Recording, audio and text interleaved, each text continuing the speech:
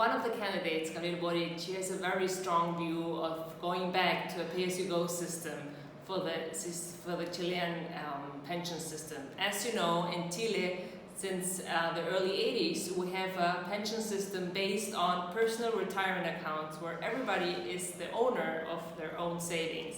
Well, he wants to move backwards, go back to a pay-as-you-go system, in which case you will lose the ownership of what you have saved in the bank, and especially he's gonna use your future, how do you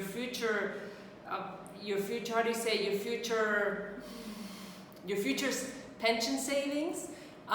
They will be used now to increase current pensions by the promise that the day when you go into retirement, that money is gonna be available. But as we know, the political system wants you let them use your current savings on current spending. Probably the day when you go into retirement, that money is not going to be available. So there's a lot at stake. There's a huge risk that actually not only your future savings are going to be used to pay somebody else's pensions, but also what we have accumulated in the past.